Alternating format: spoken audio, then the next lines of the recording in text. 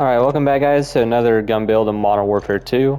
And today we're going to be going over a really cool feature in this game now. It's kind of like part of the newer update for Season 5 Reloaded, so this is when the video is being put out. And it has to do mostly with the new shotgun changes. For some reason I left these on 3 plates. So it's, Season 5 Reloaded had a massive amount, or actually a really large number, just kind of diverse to kind of tune up a little bit of guns when it comes to multiplayer only. So it's good to see multiplayers getting a little bit of love. And what they've finally done is made the 7.25 back into where it actually can be built like a sniper rifle now. Now, honestly, I don't think they went completely enough in this in a good direction. When it comes to buffing the certain ammo types, and that will be the slug rounds and HE slugs. And all they really did was make it to where they do a lot more damage and they have a little bit longer ranges. So you're able to get yourself a one-shot kill more consistently at longer ranges there. And you just also do more damage. So just overall damage to them. So you can shoot them and they'll probably be left with like 1 health. Which is actually not too bad of an idea, bad of an option. Personally, I would have liked to see a little bit more accuracy increase when it comes to the slug rounds, when it comes to like veering off from original point of aim. Mostly that would have to be on like the Bryson shotguns, and but not necessarily Lockwood 300, but I would love if they actually did that too, so they can make this gun to where it is official, like really good sniper rifle but shotgun conversion. Obviously it would still veer off from the point of aim, but it's not going to be as often or not as hard. So let's go ahead and get into it. So right off the rip, I will say this: it is going to be a one-shot kill, and very consistently up to around 50 to 60, maybe even 70 meters with explosive slug rounds when you put on the Lockwood. And I'm just going to show the Lockwood right here because I want to build the sniper rifle build. Put that on your gun. I'll say that and then miss 2 shots there. You can aim directly at them and you can blast them pretty good ways out there. Now, as you can see in the patch notes, they did do a little bit of nerfing. They kind of made it to where they nerfed the Bryson again, both Brysons 800 and 890, and also the Lockwood to some degree. They just made it to where that their long range damages, so mid-distance damage range for the Lockwood 300 has been reduced. And slugs and HE slug rounds, or high explosive slug rounds, increase damage and range, and increase long range damage amount, which is really good. So they do a lot more damage at the longest ranges and increase the damage range overall. So they make it to where it's way better. Bryson 890, same thing, slightly reduced damage range, slightly reduced mid distance damage range. So the Bryson 800, it didn't really lose any kind of damage to it, but they're just losing their overall mid-distance damage ranges. So they're more so, again, built like shotguns, not shooting and like one-tapping someone out to like 18 meters, which they were doing, which was already insane. But they made it to where, it has the increased long-range damage amount, increased damage range overall. I did hope they would actually branch this out to at least the, Expedite 12, since that gun does shoot a little bit slower than the rest of the spammable or like semi-auto or full auto shotguns. And that thing is meant to be more so like an actual DMR, so it would have been really cool to see that, but we're working with what we got. And slug rounds, this is really going to be really good, so you can bump up bullet velocity, damage range, and that's what you'd really want to have right off the rip here. I'm going to go to settings here and turn down, where is the music?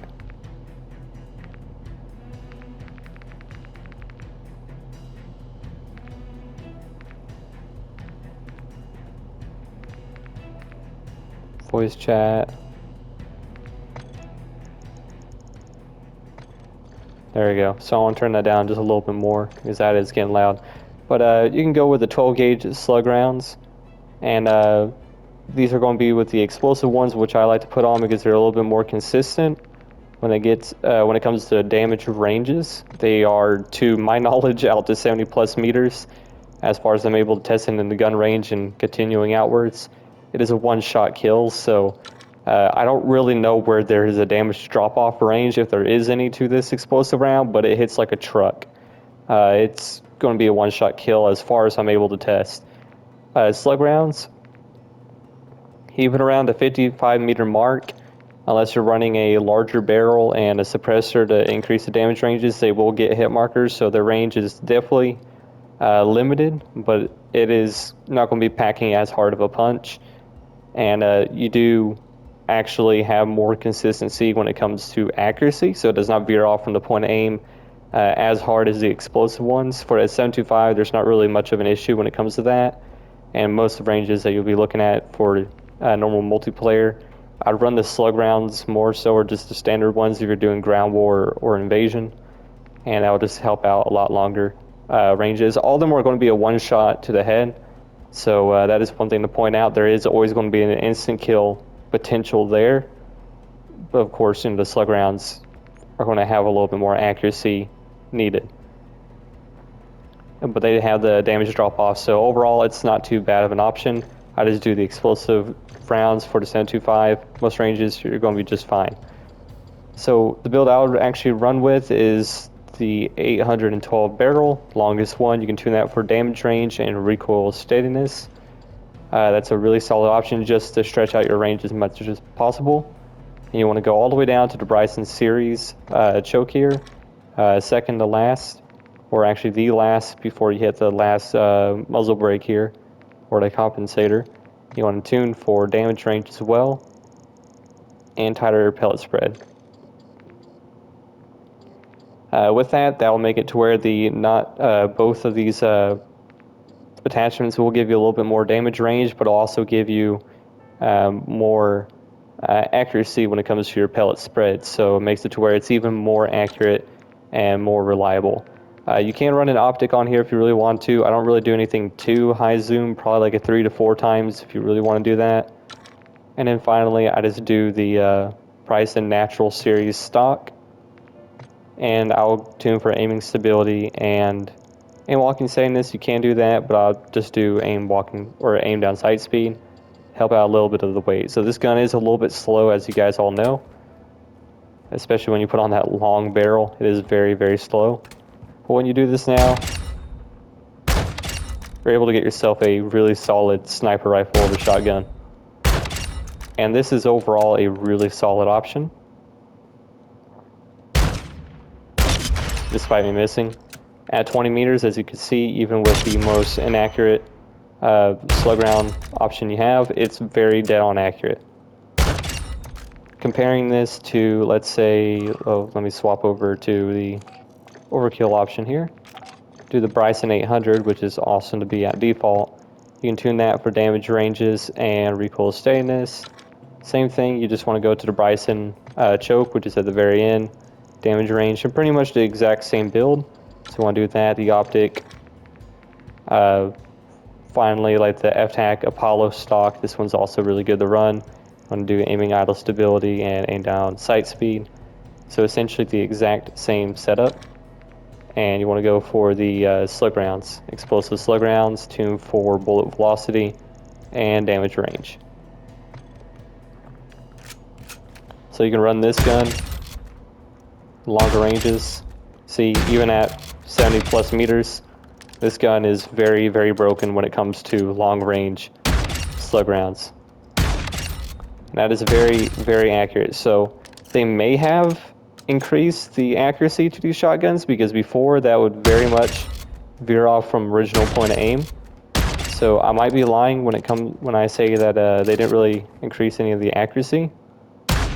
The one thing to point out though, these guns or these rounds do move slow. They're around like 200 meters a second, which is a little bit less than the blackout rounds, or the slowest moving rounds you can get for most of the guns. So though they can be used at way longer ranges, which you can definitely do now, this is awesome as can be. Not gonna lie, that's broken as you could possibly get. These shotguns are unbelievably messed up. I suppose the the spammable shotguns like the Expedite 12 didn't really need this, but it would have been nice to really see on there. But they definitely have the option now to have sniper builds set up for every one of them. So I do recommend you guys checking it out and running it. The 725, it's going to have, or the Lockwood 300, it's going to have the best damage range out of all of them, since it is built more so to be a sniper. You could definitely run the Bryson 800 though. I think that will just have a little bit more of a cutoff when it comes to accuracy at a little bit longer ranges. And personally, I would just run something like the thermo optic here. That's like a 5 times. You can also have it to where it's a flip up or a flip to the side there. It'll make it to where that it doesn't really have a whole lot of sway to your gun. And you can aim down, light people up from a longer distance, and you'll be able to snipe them with a shotgun. So I recommend using this down in Warzone, or not necessarily in Warzone. These changes to damage does not apply to Warzone, so that's one thing to point out. It is only multiplayer. So that's one thing to remember there. So try it down in Ground War or Invasion, and it'll be absolutely awesome. Hopefully people will play with this a little bit more. One thing I wanted to point out again is the accuracy is going to be way worse when it comes to explosive rounds, but for the guns that it does have this buff on, you don't need to worry about that at all. So far, they just look like they're pinpoint accurate at around 55 plus meters, which is already excelling highly when it comes to a one-shot kill weapon like that, or ammunition. Same bullet velocity, as I'm able to tell. They don't really change all that much. But one thing to point out, these are explosive rounds, so you can run into a lot of instances, because it is one of the most used perks, but it is going to be bomb squad or flak jacket, whatever the heck you want to call it. It is countered. These explosive rounds are countered by bomb squad if they are running that, so you will have to do a follow-up shot if you do run into a player with that. And that's why I would go with the Lockwood 300, because it is a double action, or very quick, like semi-auto kind of guns. You can do back-to-back shots, but it has a bunch of recoil to it. So you just have to be able to keep on target and then follow up on that second shot, compared to the Bryson 800 fire ones. If it lands on them, I'll have to rack in another shell, and just has a little bit longer wait time before firing. So that's one thing to point out there. But you could definitely use that if you really want to. This is what it's going to look like when you put the Bryson on here. So that's the trade-off. Again, it is going to have a bit of a counter to the actual gun there when it comes to explosives. So massive stopping power when it comes to the explosive rounds, but they can be stopped by one perk. Slug rounds, a lot more accurate, about the same bullet velocity, so they make it to where it's not going to veer off as much. But they do have a bit of a damage drop-off range, so you will have to be aiming for the head or upper chest in some areas, and you're just not going to be able to snipe at really ridiculous ranges with it. But doing so, it is just a normal sniper round, I guess, at that point, so you do not need to worry about that perk stopping anything. So definitely don't need to worry about that. Even at that kind of range there, around 55, again, they've been buffed pretty heavily when it comes to ranges. And these are one of the best guns to be using. I will mention, so these are technically like the 2 sniper rifles that you really want to be using. And overall, it's not too bad. Not too bad of a gun at all. But the Bryson 890, or the one with the magazine on there, that is also really solid. I'm not going to be going over a whole build there, but it is way faster when it comes to aim down sight speed. And I think they really want this gun to be benefiting from the slug rounds the most, because it is technically the best in class handling. Yeah, it is best in class handling outside of the MX Guardian, but that thing is a spammable shotgun, so it's not going to be very accurate and doesn't really have a whole lot of damage. Bryson 890 hits like a dang truck at a pretty respectable range, so I'm not going to lie, it is really solid. However, if you want to run that, run the slug rounds on there, you can essentially quick scope with it, and that's actually going to be a really fun shotgun option. So overall, really great buff to the shotguns, and now they're kind of busted in more ways than people expected. I'll be rocking the 725 now as my new sniper rifle, and I'll see y'all in and ground war or anything along those lines, even probably some multiplayer or just normal 6v6 with this thing. This is going to become a very scary gun very quickly if they keep buffing it. So let me know what you guys think about this new change, if you guys like it or not. Thank you guys for watching, and I'll see you in the next one.